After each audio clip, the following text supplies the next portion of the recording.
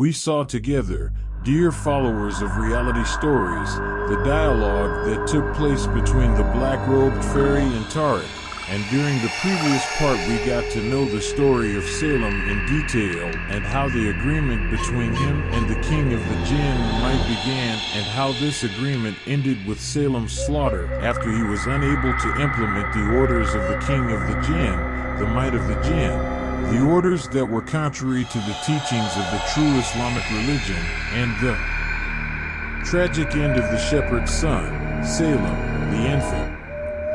Will Yasser be able to save his friend from this difficult situation? Let's see together. After the black-robed fairy ended the story of Salem and how it ended with his killing, she demanded that Tarek sacrifice everything he owned to King Might, or else the consequences would be dire. Yasser Vaisam, this fairy kills him and then will kill Yasser. Tarek started thinking a lot about how to act. While Tarek was thinking, he remembered something the fairy said, which was that Salem tried to utter a sentence in the name of God, the most gracious, the most merciful, but the fairy prevented him. Here, Tarek had no choice but to say the Basmala. His way to survive, at least for the time being, Tarek looked at the fairy and almost said the Basmala, as soon as he uttered the first letter until the fairy told him to stop. Tarek did not pay attention to what the fairy was saying and continued his speech by saying, "In the name of God, the most gracious, the most merciful." Before Tarek finished his utterance of the Basmala, everything was gone. Tarek tried to walk and found that the hands that were holding him disappeared. Yasser, Tarek was thinking about how will King Jabrak surely act and this fairy will not stop what they are doing, and if he survives now, how will he survive after that? Tarek was very afraid for his friend Yasser. He did not think of himself. At this time Yasser was trying to talk to the old man who met him for the first time when he came to visit the village, although the old man refused to meet Yasser at first. But his young grandson, when talked to him, convinced him to talk to Yasser.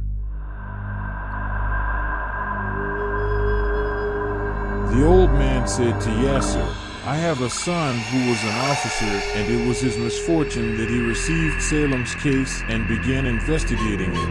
After that my son seemed different and strange and frightening things were happening to him to the point that he cried at night. All this prompted my son to go to the barn and kill himself, or at least that's what everyone here thought.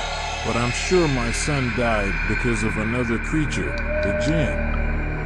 And all of this happened because of the cursed shepherd Salem." Then Yasser left the old man's house after thanking him for meeting him and headed towards the barn. Before Yasser reached the house of the shepherd Salem, he saw Tarek in front of him. "Hey Tarek?" Tarek replied while he was absent-minded, "Nothing, I didn't find anything in the barn." Yasser was surprised by Tarek's response and began to ask himself, how is there nothing in the barn? So was the death of Hassan and Yasser a coincidence? Yasser felt that Tarek was hiding something from him, but he did not talk to him. "Don't you want to know what happened between me and that young man in the village?" Tarek said, not caring. "What did he say?" Yasser told him everything that happened and that the officer is actually the son of that old man who met us on the first visit in the village. The strange thing is that Tarek did not feel anything strange, but rather the sadness and pain in his eyes increased more. Shortly before arriving, Yasser said, "What is wrong with you, Tarek?" Tarek said, "Nothing. I'm just a little tired of what happened to us today." "Come on, tell me what that old man told you too." Yasser said, "He didn't tell me anything else." Then Yasser said, And what are we going to do now, Tariq? Tariq said, we won't.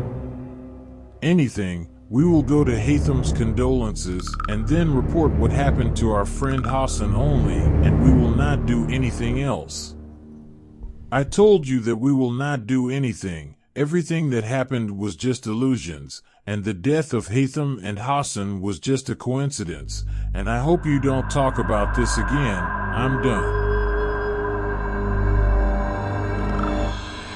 Yasser looked at Tariq, tears falling from his eyes, as he said, "What is wrong with you, Tariq? Are you going to let what happened to our friends go down the drain?"